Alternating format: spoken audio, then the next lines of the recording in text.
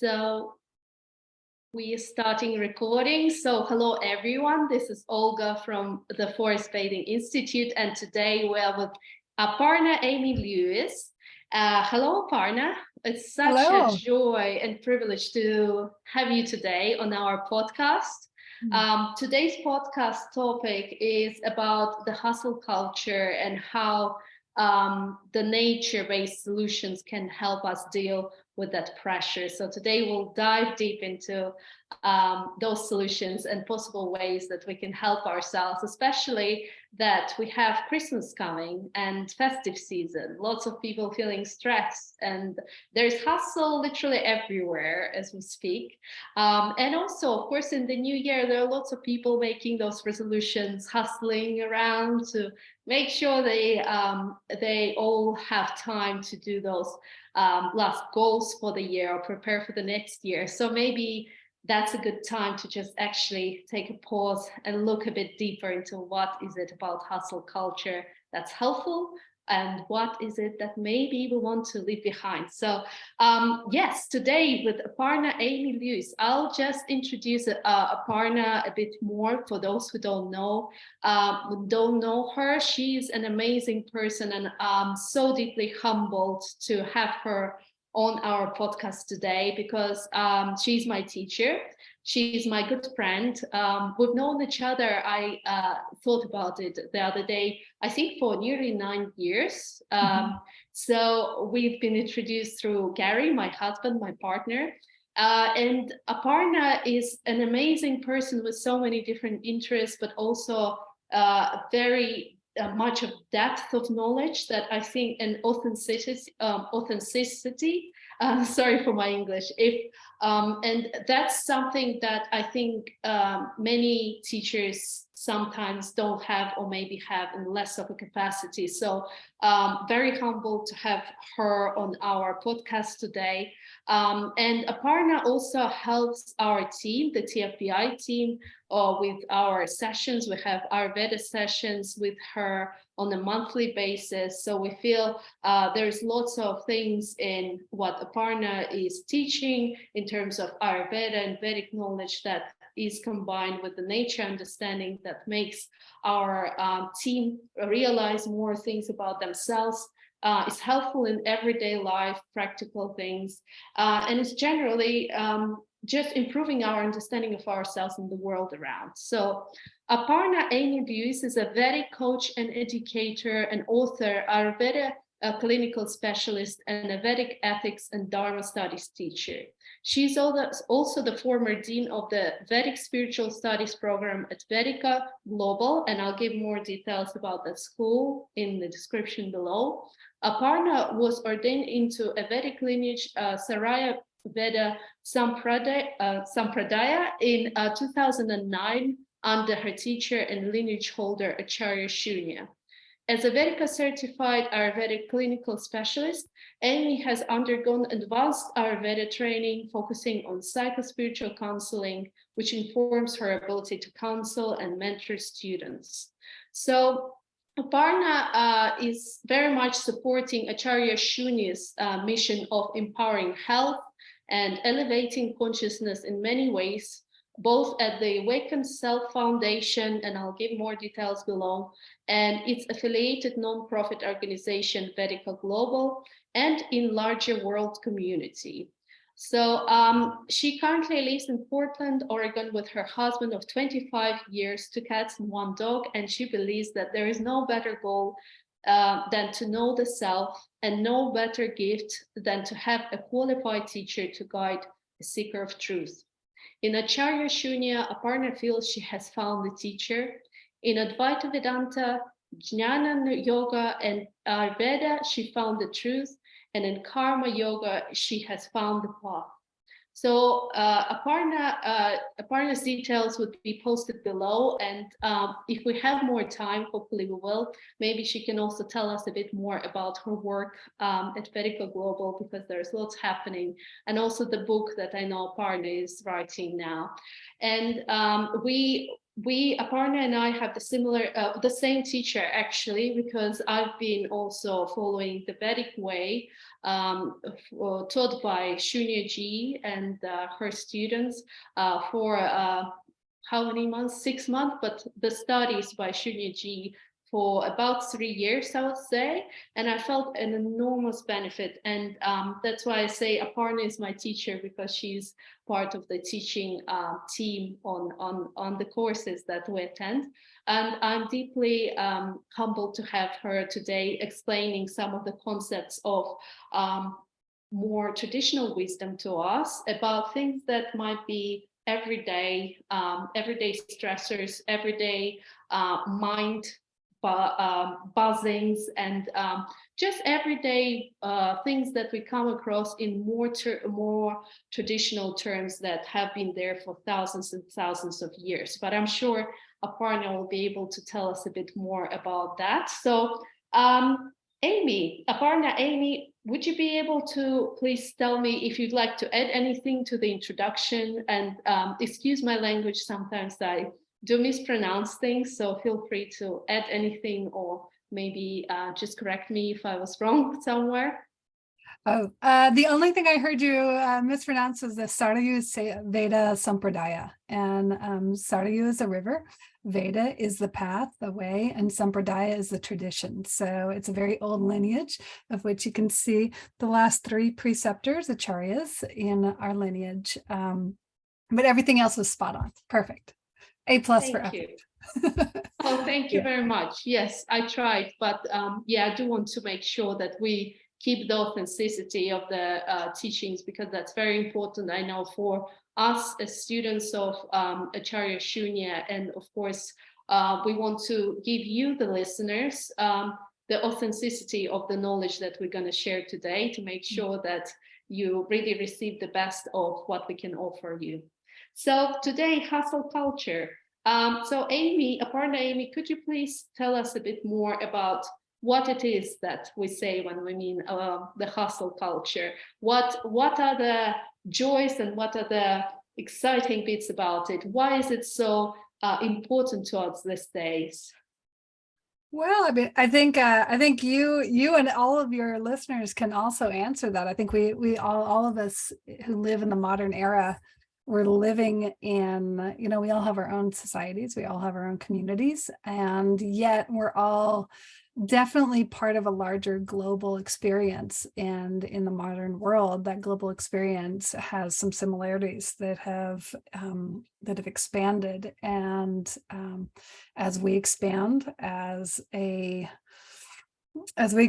species, and we're interacting more and more, and we have more and more technology, I think all of us and that have access to that technology and are expected to engage in the modern world in a way. We're talking thousands of miles away from each other. We're having a conversation on technology. We're engaging at all hours of the day and night. We have work, we have computers, we have a lot going on in our lives, right? And if we look at ourselves not only as humans in the modern era, but also as humans as a species, we've explored together and exploded together into a much different way of living than for the last 10,000 plus years humans have been living. So even in the last 20 years, I think if you look at the pace of life. So when you say hustle culture, I think the first thing that pops into my mind is a pace or a speed, right? A speed of life. So hustling, what does hustle mean? Hustle means fast, right? Hustle means a constant engagement. Traditionally, hustling could mean moving fast, but more recently, it has also meant a scam. What's a scam? A hustle is a scam, right?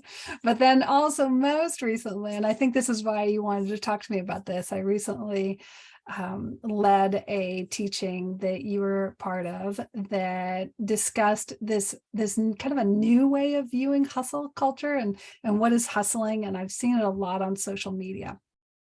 And it's hustling as in a constant striving a active engagement and an agitation and a constant motion towards the accumulation of success, of money, of wealth, of activity, of doing. And so that hustle, that constant movement is it's not that humans haven't tried to work and had to work for, all of human existence. That's why we're the most successful species on the planet. But with that said, it is not necessarily the goal of a human in a Vedic context to only be sourcing our material needs.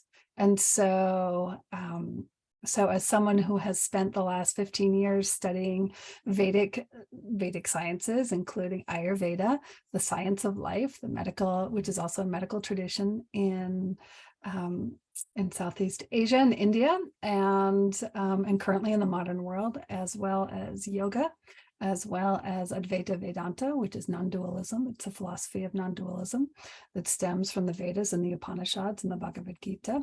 So all of these sister sciences, these ancient sister sciences, have encouraged us as humans to take a step back from only pursuing our material salvation, only pursuing survival, only pursuing the accumulation of abundance. So in the Vedas, there's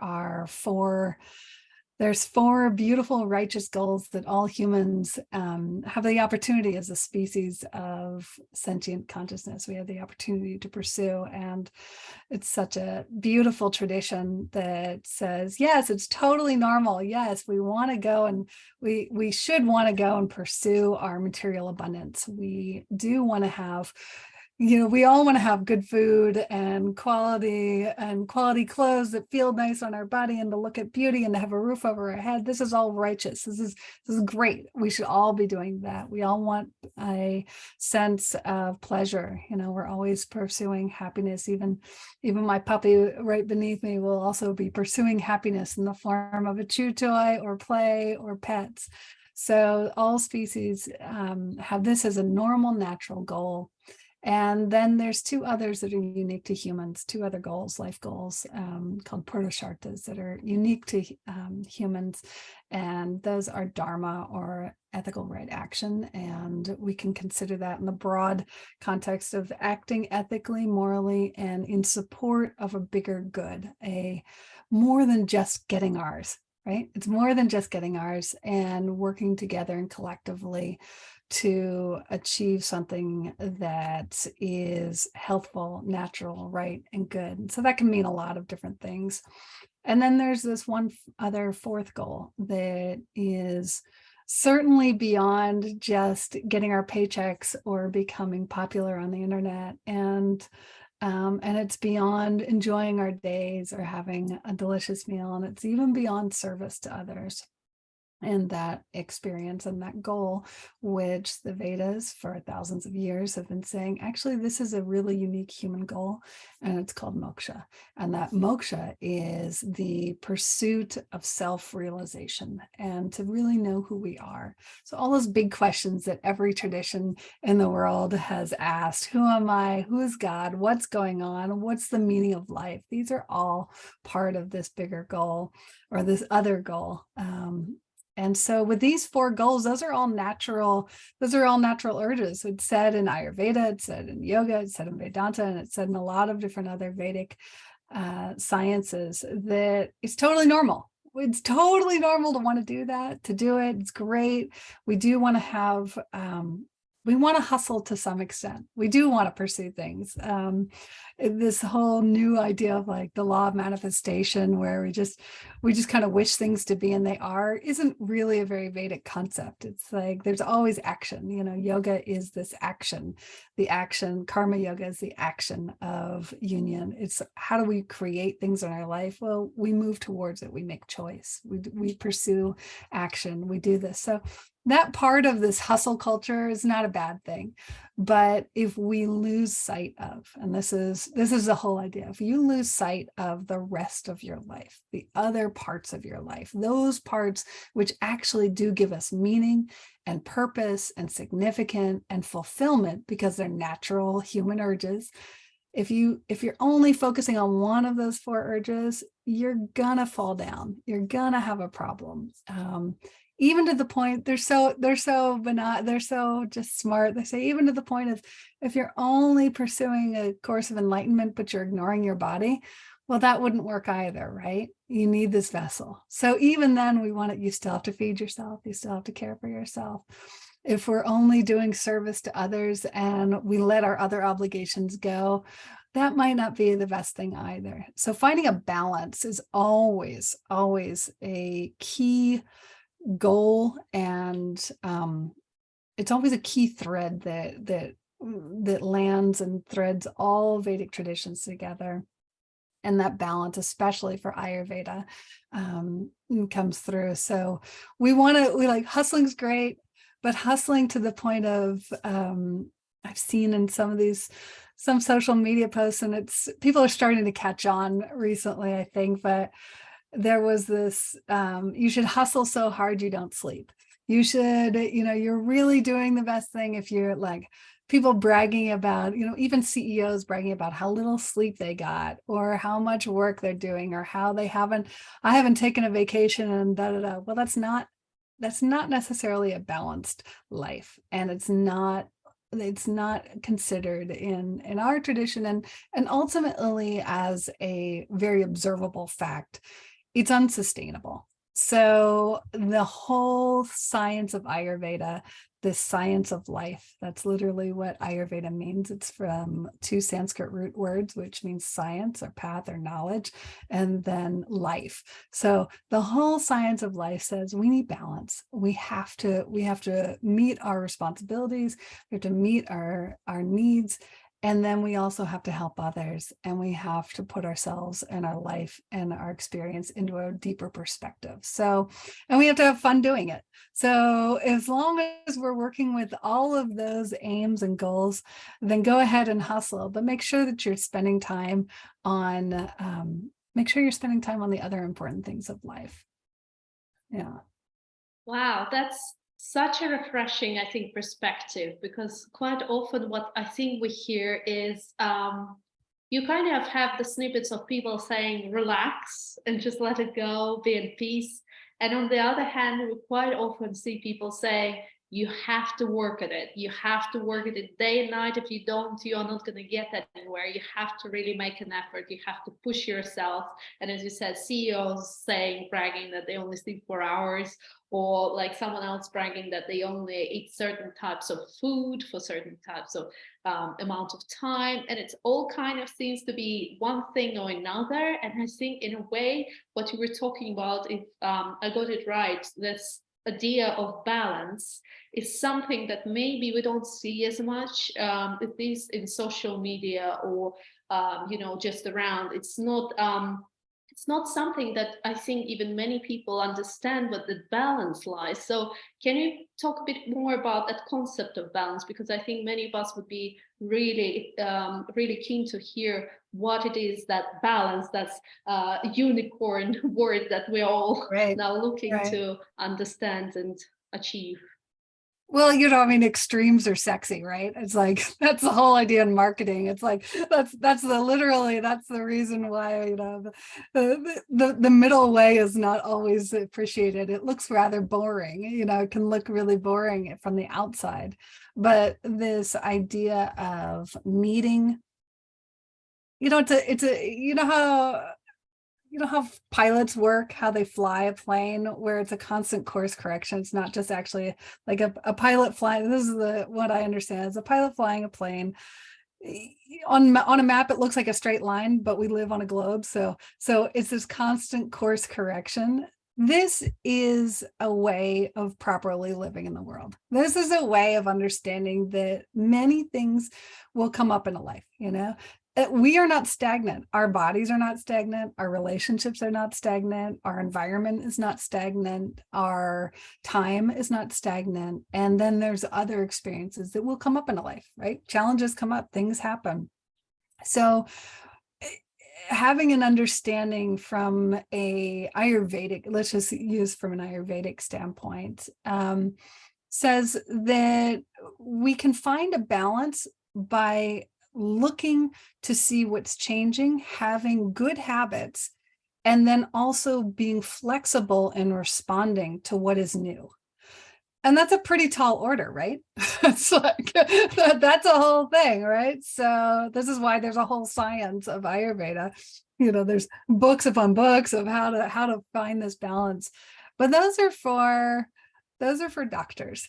For the layman, for the individual, this is a science of living in alignment with nature. And I think that's why we have such a good overlap with what you're doing in terms of nature bathing, forest bathing. And it's because of this understanding that we are ultimately not separate from nature. None of us are. We may live in a box, we may have artificial light, we may have air conditioning and heating and all these things, and we may feel very separate from nature, but we are both a product of and a participant in nature, whether we realize it or not.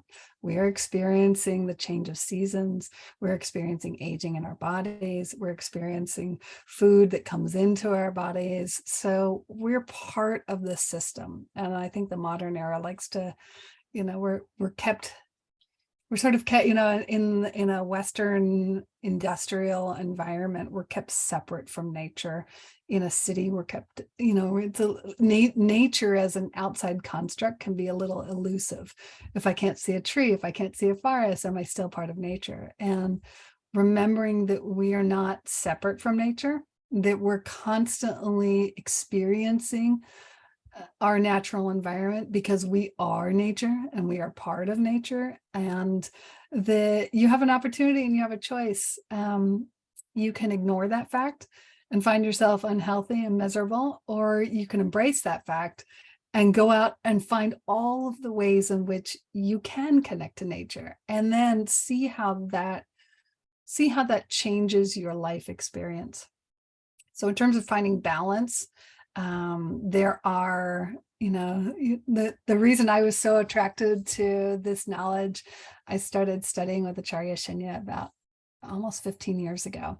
And I thought I was coming in for a quick course. And my background was I was a body worker, and I had been doing advanced massage therapy and energy work and different healing modalities, and realized that I wasn't always helping people, and I wanted to know why that was. So I thought I was going to take a quick course and just learn the basics and go out and help people. And what I found was an incredibly rich, beautiful tradition that provided the answers for questions I'd had my whole life. And I remember thinking, even as a kid, like, well, somebody must know what's going on.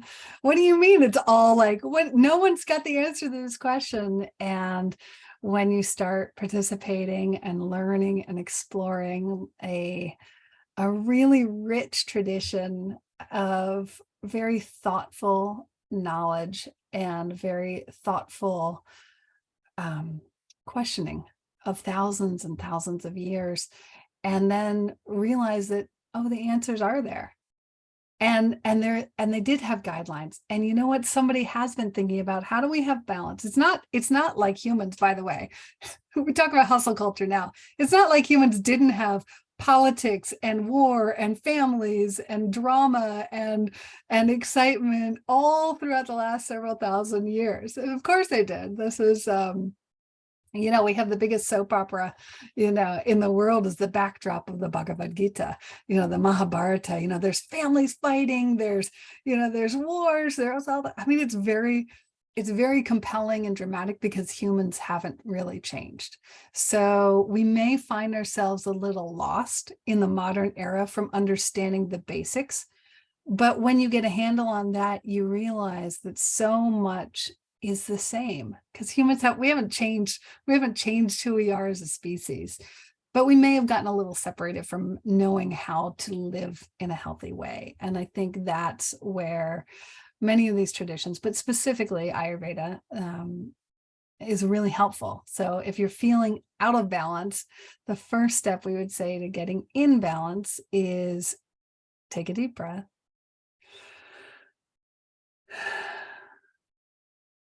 Just take a deep breath. Just take a deep breath and close your eyes.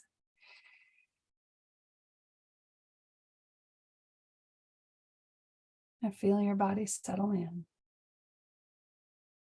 Find a comfortable seat. Keep breathing. And let some of that stress just set down your load for just a moment. Just a moment. Just keep taking nice deep breaths as you're able, as you're comfortable. See if you can feel your shoulders kind of drop a little.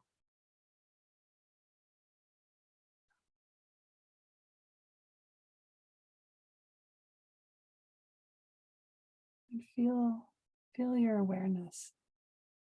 Feel your awareness in your body, in between your eyes, moving down your body.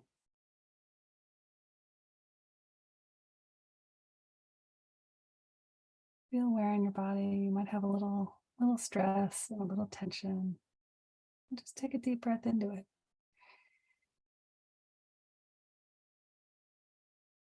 Give yourself permission to just let that go for just now, not forever, just now.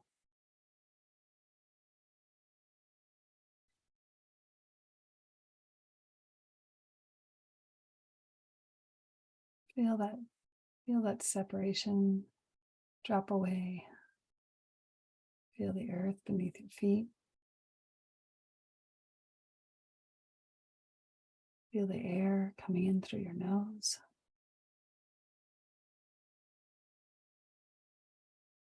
Feel the warmth of your ears.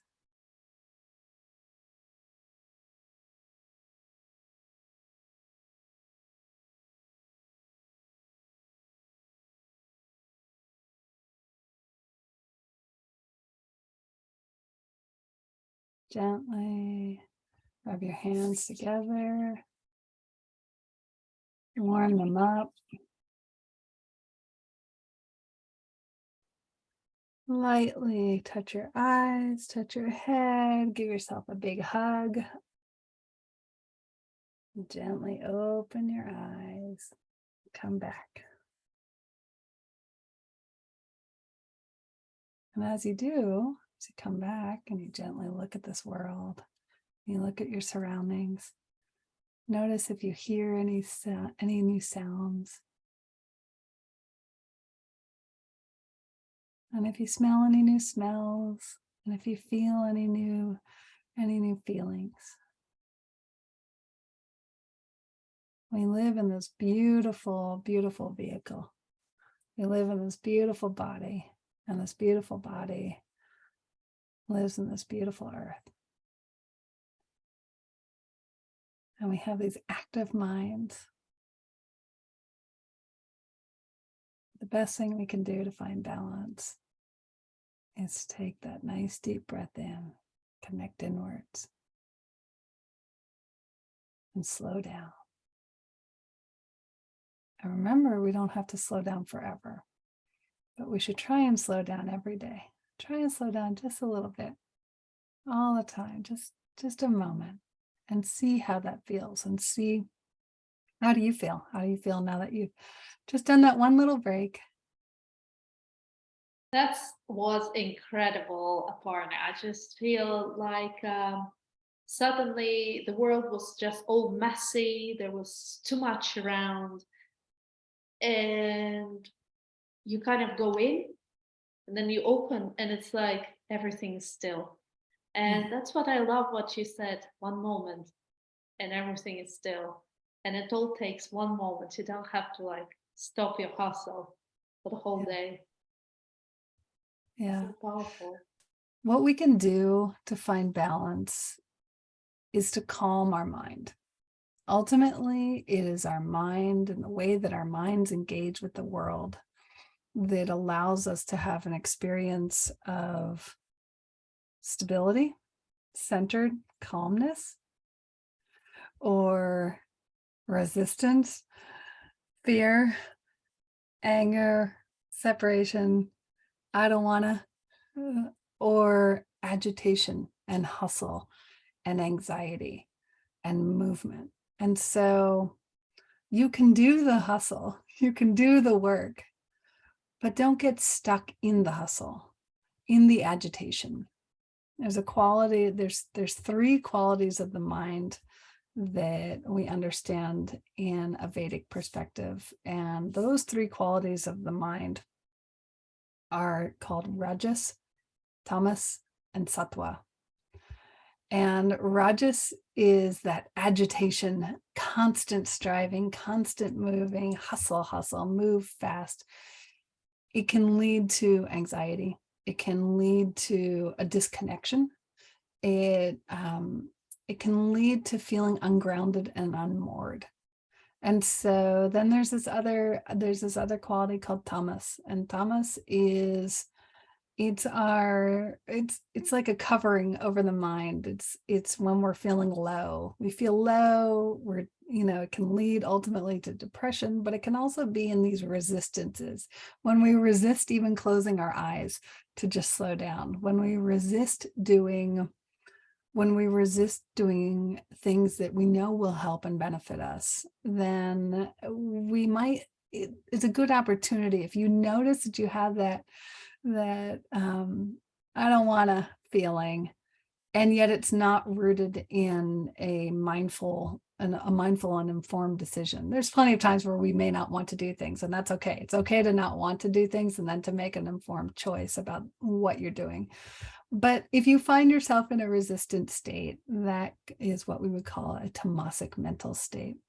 And so if you find yourself, as most of us do, at any given point throughout a day, all of us have these moments, either in agitation or in resistance, and you're wondering what's going on and you're feeling disconnected, this is a great opportunity to do simple practices like just slowing down, just doing an inner scan, just acknowledging who you are, where you are, what's happening, and try and get calm, try and get centered, try and find that warm, still place. And what you'll find in there is that feeling that you're describing. And that's a mental quality called sattva. And that sattva mental quality it's the same quality that is our original state, our original mind state. It's the part of us that gets to observe, that's in a calm and balanced, centered state. It's the part of us that is responsible for flow. So when we're able to be in that sattvic state, when we're able to cultivate that sattvic quality of the mind, we're most able to be in flow, right? So hustle isn't about only being very productive and doing things. Hustle is actually about an agitation, a disconnection. You can do an immense amount of work and achieve an immense amount of quality, beautiful experiences that actually help and support yourself in the world, but you'll do it best if you're in a calm state. So if you find yourself in one extreme or the other, in Rajas or Tamas, it's a really good indicator to slow down, even if it's for 30 seconds, a minute, 2 minutes, to slow down and come back to your center self, your sattvic self, and see what comes up for you, and see if you make a better choice, a different choice. If maybe you can hear that voice that says, actually, it's time to take a nap, or actually, it's time to stop, or actually, it's time to go take my dog for a walk, or maybe I'm doing something, maybe I'm hustling for something I don't believe in. These mental states, people can get very locked into and committed to a life path that doesn't necessarily serve them anymore. And if we can look at our life from a sense of deep clarity, we may find we make different choices. So that's what I would say. And what helps us facilitate that is always being in nature, being in our bodies, connecting with the earth, connecting with ourselves. Yeah, those are great. Those are great ways to pull yourself out of a mind only, performance only, doing this into a state of ready awareness and choice. That's amazing, actually, because I think, Aparna, what you're saying is, correct me if I'm wrong, is that we actually can find that balance inside just by stopping for a moment, which I think, and as you were saying, it's also can be linked to choices in your life, like whether you're making the right choices for yourself or whether you are on the right path for you at the moment. These are the answers that can be then found inside, because quite often I think, as you were saying, the rules and things like that, if you're just following them and not following the flow, they can drive you to some other place where you maybe don't even want to be, and you find yourself and you're lost. But in a way, you can find yourself just by slowing for a moment and just sitting and looking inside, and then nature can help you connect with it. And I think for someone who's we live in a modern world. There are so many rules you have to follow every day. You go out of your house and then everyone is telling you what you should be, you shouldn't be doing. And in a way, I think we do get influenced by that every day. Even if you don't think about it, you are, by the community you live in, your family, your friends, just by what your mind says you should be doing. And that's so refreshing. It's like, in a way, it's like, rebellion for freedom, because that's where, by slowing down, we can actually say, no, I have my way and I don't have to follow anyone's lead. Let's stop there. I don't have to have too many people telling me about my life, about things I shouldn't be doing. Let me just come in, and from that internal place, look and feel how it's feeling for me today. Is that something that you think is good for most people, or do you think there could be some challenges where some people go inside and then get actually more well, I think, okay, let me the thing that comes up for me, and this is where I would encourage and challenge everyone who lives in a modern anyone who lives in the modern world, and let's just say it's not, the thing about the Vedas, the thing about these ancient tradition, this is considered, even 5,000 years ago, this was considered human heritage knowledge. It wasn't considered this is only for Indian people. That was not even that, even 5,000 years ago, it was considered, this is how life works. So one of the things we are meant to inquire about and to discern. We're asked to discern. So we're asked to have a deep, quiet discernment about our life, about our choices, about our actions, about everything. But these were very mature societies. So it isn't about saying, I'm going to discern that I don't want to do what society tells me to do. That's actually not, that is not the Vedic way. The Vedic way, a Vedic way, is deeply rooted in responsibility. So this is actually the fundamental understanding of Dharma, is our responsibility, but it's not a blind responsibility. I think what happens in the modern era is we're looking to the wrong, as societies, we're looking to the wrong sources of that. What are we saying of I feel this, when I hear you say, I feel like this burden of what's expected of me. What's expected of you, is what's expected of you a sense of community engagement and co-responsibility to have an ethical society?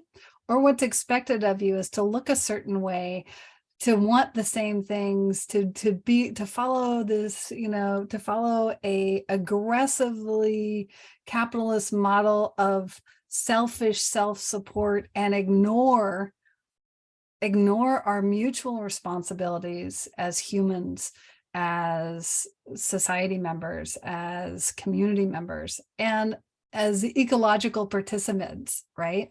So it isn't about being, I think many of us get into, it's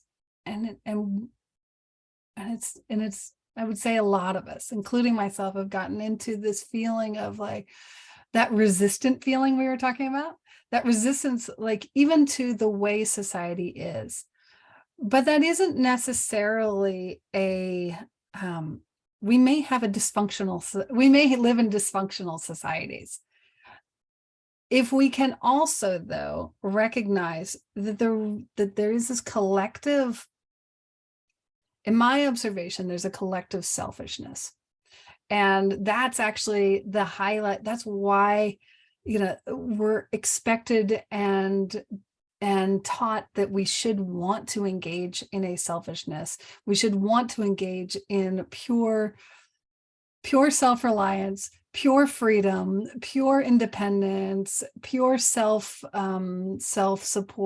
and yet we're ignoring our essential nature. That's not actually how humans are. Humans are collective. We want to help each other. This is so apparent. Anytime like two humans next to each other could be fighting and one hurts themselves, and then there's this natural like, oh, let me help. You see, there's not a person in this. We don't want to be selfish. Like this is this is like the idea of the Purusharthas is this is the idea of Dharma. Dharma is not something that is alien to humans. It's part of who we are. We want to, we live collectively. We want to be in functional, healthy societies. We want to live.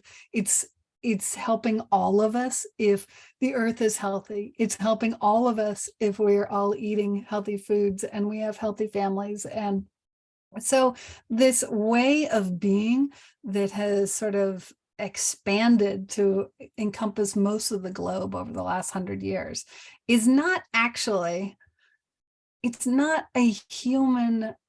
natural to a human animal. We do want to help. We do want to help each other. We do want to be collectively responsible. And yet we're taught again and again, you got to look out for what's yours. You've got to hustle. You've got to do this. This is it. Don't do this, do that, And so I think we may have a resistance to those things that feel artificial, but we also are not being taught as, we're not being taught that there are ways to support one another and that is actually going to give us more purpose and more meaning and more joy.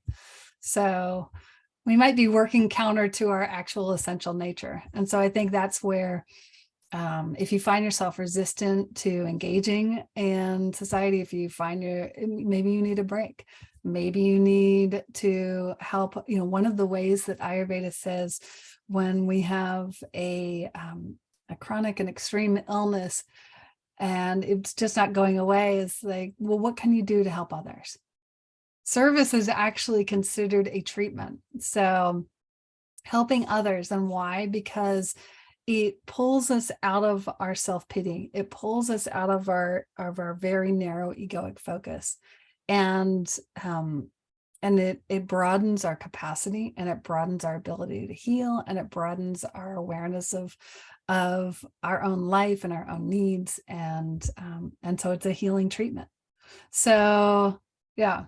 I don't know if that resonates for you.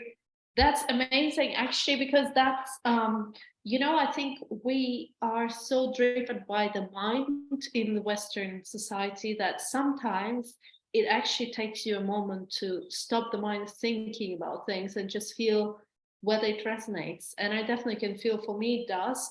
But I know that lots of people, I think we are struggling in the West generally. I see it around us in the UK, there are lots of young people who, as I was talking about, yes, rebellion, they think that they are against the community, they're against the people around them, people around are not, it's not working, the system is not working. The only way is saying, no, I'm against you, and just putting themselves against the rest. But and maybe within a small group of themselves, which is of course fine. We all live in our comfort zones, comfort places, and what's comfortable for us is different from person to person. But sometimes there seems to be too much one against another without the sense of how can we actually build a community and help each other. And I think what you were saying is very important, that actually we are supposed to help each other. It's not that one is winning, another is losing, and one is against another. The internal nature of every human being and every being, I believe, on this planet is to actually help each other. We all benefit. We don't just have to be, like, as you said, in extreme capitalism, just selfish so that we only benefit. We actually can help ourselves while helping others. And for me, it's like, that one of those fairy tales you are told as a child, but actually, hey, why does it have to be a fairy tale? It's actually our internal truth. So it's actually fascinating to hear. And I think many young people especially would be very relieved to hear that, because in these hard times when they're just about to go out into the world and it feels like the world is against them, there are lots of things that are messed up, but it's not just them there, and there is always a way to connect. So maybe, I don't know whether you might give advice to people like that who feel that they're really struggling and the world seems like a hostile place. How do they go back to that place and remember that they're part of the community, and actually helping others and connecting with others can help them help themselves?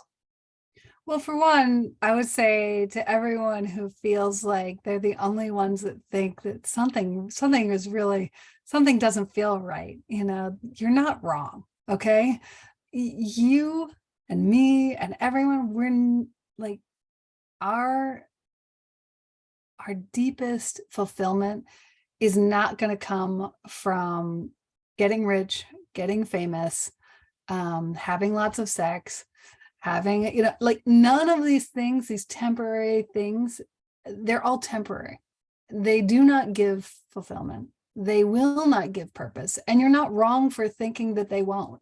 All right. So a lot of kids, especially, like, that's the first thing, the first thing that I think, and it's not just this generation, it's literally, I remember going through this too, is going sort of from the bosom of the family, going from the family into the broader world, and seeing that it seems like everyone's priorities are completely messed up. What is this? This can't be right. Is this what life is?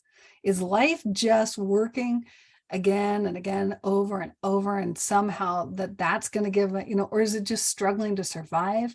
Or is it just feeding our own self-interest? Like, all of these things, you're not wrong. You're totally right on. You're right on. These are messed up priorities. And the way through that is not going to be to isolate, but to know that you're not alone, to know that you're exactly right on, and to know that there are pathways outside of social media, outside of what we're told, that what we're taught. There are these other pathways that exist in every culture in the world, and every major spiritual tradition that says, wait a minute, there's something beyond this, and you're not crazy.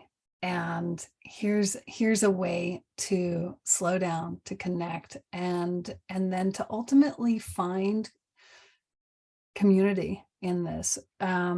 In the Vedic way, you've mentioned the Vedic way is, it's a broader concept, but it is, it's also a program of which I'm a co-teacher, and my Mahacharya, my Acharya Shunya, is the lead, and it's an experiential community program in which people become members, and you just learn and grow in community around teachings of yoga, of Ayurveda, of Vedanta philosophy, but also practices, just everyday practices. And the best part of it is it's in a community collective, and it's global. So there's people from all over the world that are coming from many continents. I don't think we have anybody from Antarctica, but here we go, the rest, and many continents all over the world, and people from all walks of life that are participating in this. And it's such a comfort to know that you're not alone, you're part of this, and that other people in the world are also wondering how to connect to their deepest self, to consciousness, to God, and to something deeper and something broader than just than just becoming Instagram famous and getting rich and doing this and that. And so just to know, first of all, the community has always been considered an extremely important part of spiritual growth and development. That the satsang, or a community of truth, is a Sanskrit term for it, is part of our growth process. So you're not alone, and we are all one, and you're physically, materially not alone. And there's avenues to connect to other people who also are having the same questions and similar experiences. And so that's part of how we grow, is to be with other people that are also growing and churning. We say churning, we're churning the knowledge of how to connect more deeply to ourselves, how to slow down, how to connect. Yeah. So I think for, it's I would say the kids today have had a rough many years, and I have younger friends and a godson, and it's been a hard many years for this generation, for this youngest generation, and they're strong though. And they have so much knowledge available, but learning discernment, and it takes a perspective, and it takes a maturity, and that maturity doesn't mean age. The maturity means taking these moments to go deeper into your own self reflection, and to be gently guided by I would encourage people to be gently guided by a tradition that's lasted thousands and thousands of years, that's for everyone. It's not religious, it's not ideological. It's a way of connecting to your deepest self, and it's here for everybody.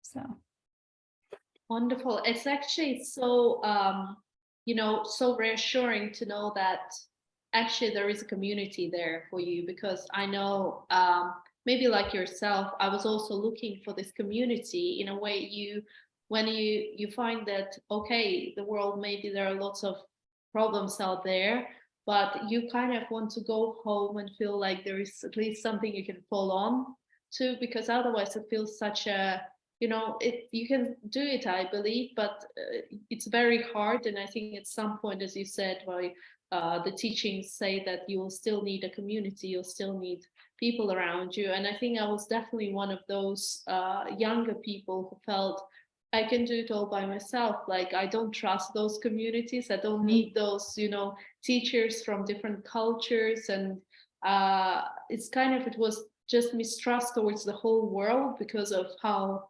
it didn't quite resonate with me at the time. But once you find your community, and that's why I encourage people to go there and look for your own community, because for different people, I have multiple friends with different communities, but once you find one that you feel at home, stay there. And if it resonates with you, even if your mind tries to play those games and say, hey, you don't need anyone, you're just there, but the heart feels, no, I want to go back, do go back. And for me, the Vedic way, Acharya Shunya, any community, I'm actually belonging to all of them now. It felt like there was resistance to teachings just out of my, arrogance.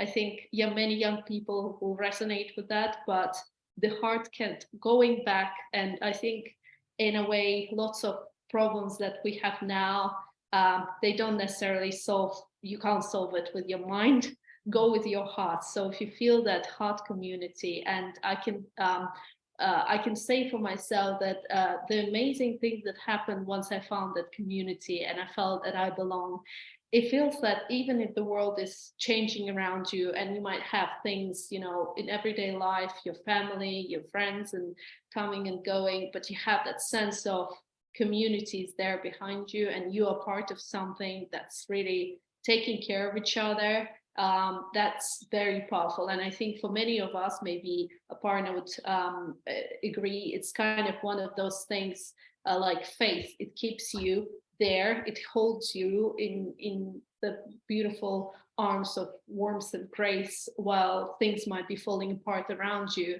And that's one of those fires that might keep you going even in the hardest times. Well, I think, yeah, I mean, absolutely. That's one of the beautiful experiences about any kind of stable tradition. And so many things, I think we're used to seeing things constantly change and feeling like quicksand. And even knowledge bases feel like they're constantly changing and like quicksand. And for anyone coming into looking for a path, I would say that if you're looking for a path to help you to know, like I was looking for a path. I wanted a path that somebody must know. Somebody must know how all this works. I thought at first it was like somebody must know how the human body works, or somebody must know how the cosmology works. And then I went deeper and deeper with that. Is there a root tradition? And there is a root tradition. There is a root human tradition that has been exploring the nature of reality, the nature of our minds, the nature of our ego personalities, and the nature of our eternal selves. So that's the part we want to know more about. But the beauty of a Vedic tradition is that it encourages you. It encourages all of us to practice a deep discernment, and then it teaches you how to discern. If you have a qualified, authentic teacher, you have to have a qualified teacher who actually understands this process and has really been trained to be able to convey that process again and again. And yet, so first the tradition says, all right, we'll learn viveka, or we'll learn discernment, so that you can know how to tell if you have a worthy tradition that you're participating in. You're not asked to take it blindly. You're not asked to say, you're asked to have a functional level of trust in the authentic teacher. I can't speak for other teachers, but I can, having been with my teacher for 15 years and meeting her, her tradition, and being hand guided for 15 years, I can tell you that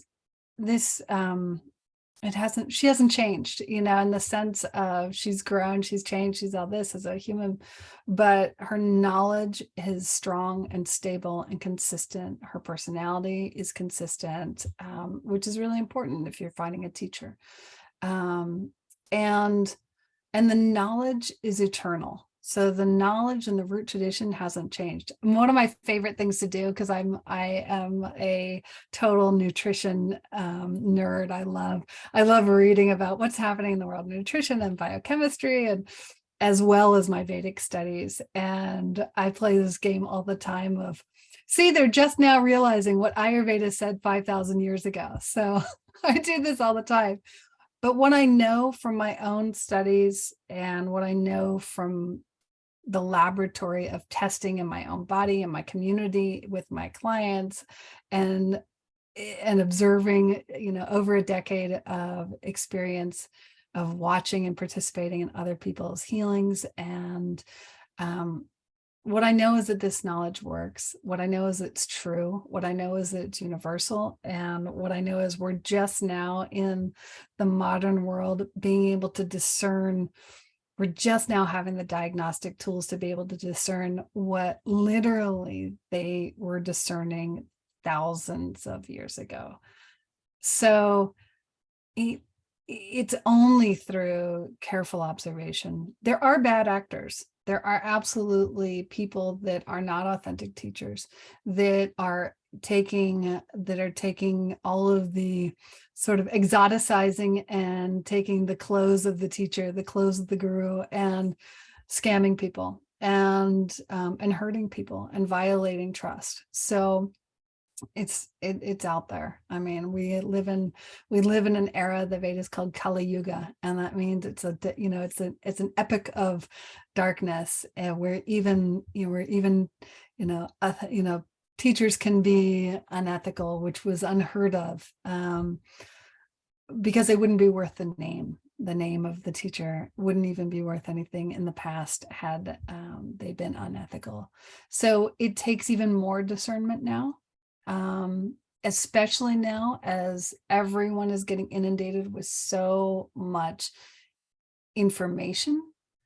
I think it's a hard time. I think this is another hard time for people that are on the internet a lot as well. It's very hard to know what's real and what's not. There's a lot of deep fake, even visual images are being falsified.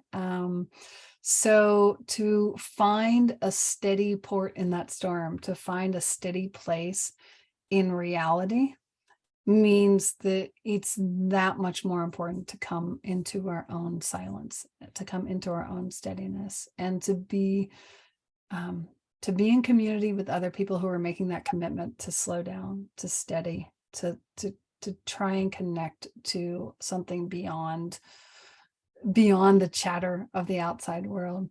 But by the way, we have computers, we have all this now, but it isn't like this is an alien concept. The entire science of yoga, the science of the union of to the self, is about learning how.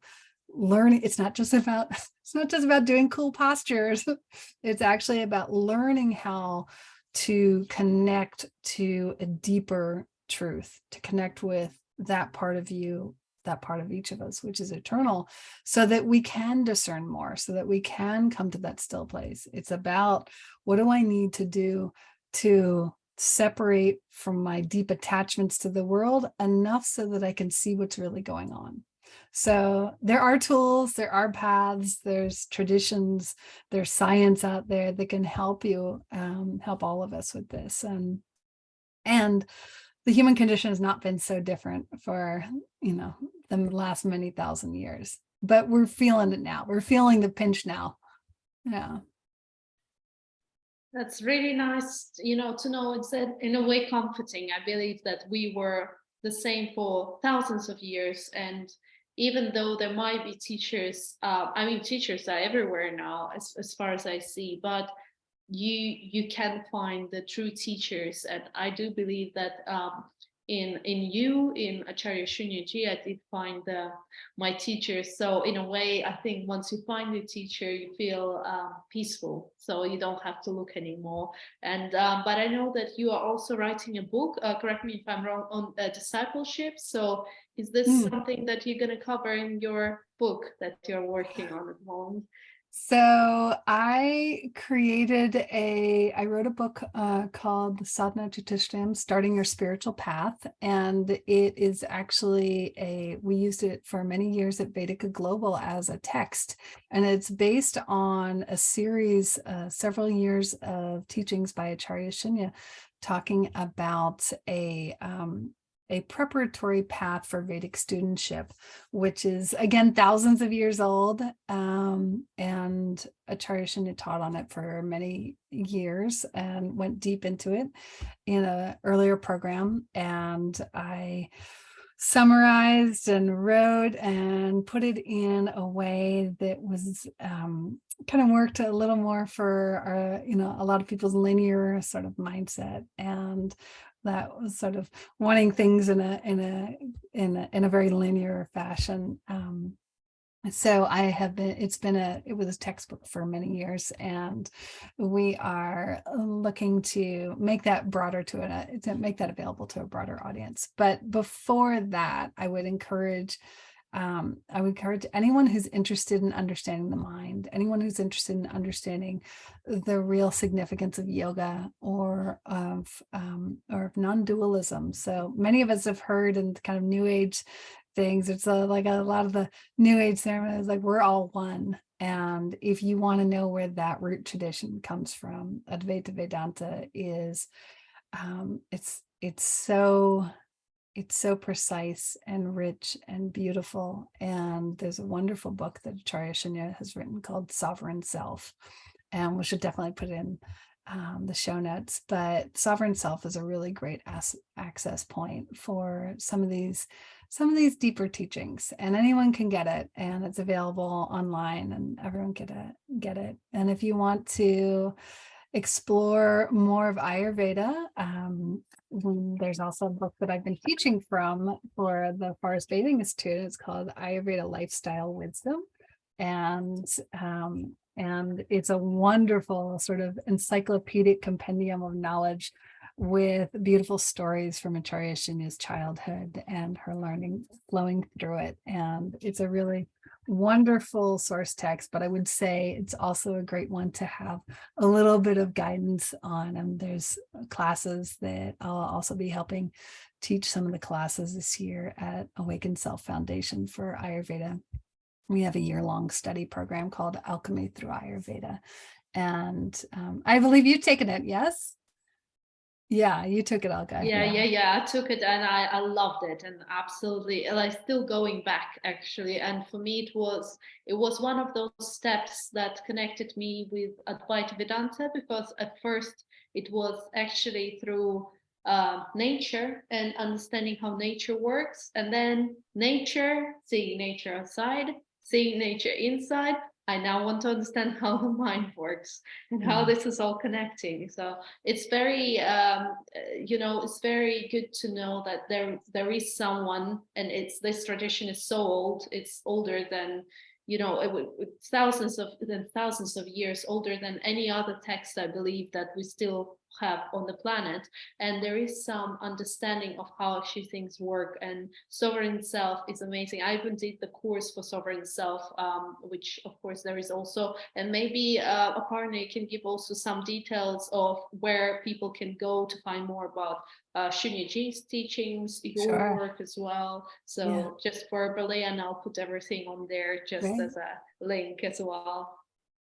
So I I teach as I'm one of a few long time, we consider ourselves students, but we're also Acharya Shunya's hand-groomed teachers at this point. But I teach at her foundation called Awakened Self Foundation, and you can find awakenedselffoundation.com, and we'll definitely put the link in there.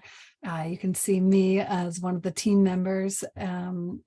In that's sort of that's the big container for all of Acharya Shunya's teachings, as well as both events and long-term courses that are taught, that she teaches and that we also teach with her. So it is a great place to learn all about all of the courses. I think probably the best bet, if somebody wanted to just stick a toe in this knowledge and experience something really beautiful and fun, there is a New Year retreat that's coming up. I think it's January 14th, and it is open. It's going to be online, and it's open to all. You can sign up for it, and we'll have live music, and there's yoga, and there's teachings, and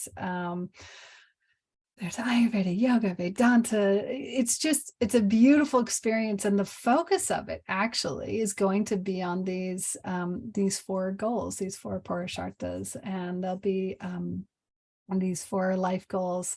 And we'll be opening up Acharya Shunya will be opening up a whole teaching on this over the next year in the Vedic way. And I think that these goals are so helpful to understand, these 4 goals, these Artha, Kama, Dharma, and Moksha, and to know how to position your own life to find balance. Because if you understand that naturally we all want to meet and explore each of these. We want to have material abundance. We want to have pleasure. We want to have service, and we want to understand the nature of our deepest self, and God. Then when you realize that those are the 4 pieces of a healthy, natural life, then you can start to learn how to bring those into balance. And so that's the true balance. A true balance in life acknowledges all these parts of ourselves. We give time to it. We allow for it. We allow pleasure in our life, but we don't get lost in pleasure. We allow service in our life, but we don't become a martyr. We allow material abundance, but we don't get caught up in only chasing money. And then we allow time to explore those deep questions for ourselves that all of us, even as children, had. And we give voice to that, and we give time for that. And then we also don't think that we don't have to exist in the world. We participate in all of this. So we were asking about balance before, from a Vedic understanding, from a deep human tradition understanding,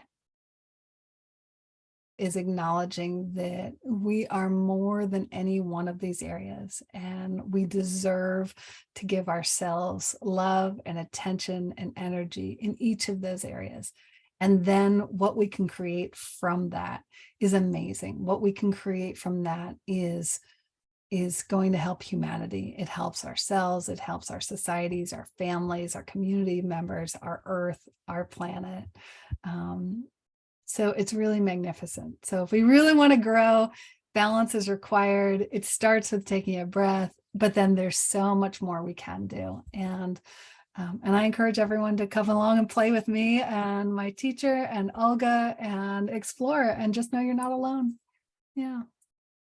Thank you, Aparna. That is such such an amazing ending, I think, to our conversation, knowing that, hey, we can have it all just in balance, just kind of slow down. If you don't know what to do, just take a deep breath. But then there is so much more, and there is a way, and you can be feeling part of the community and having pleasure, and at the same time helping the planet, helping your community, your family, and not undermining your needs as well, which is very important, of course, for all of us.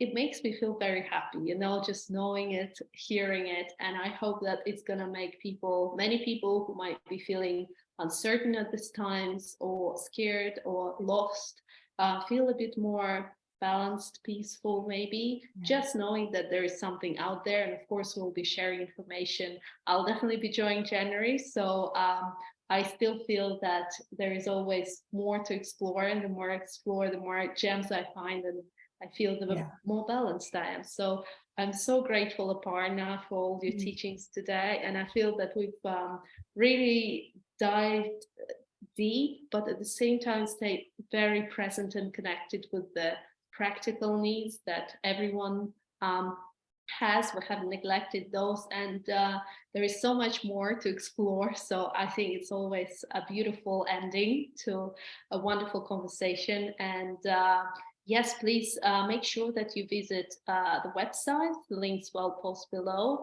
and check out the retreat in January, and the Sovereign Self book, and other works by Acharya Shunya. And also Aparna is saying she will probably publish that book, available for the. Yeah, we'll see about that.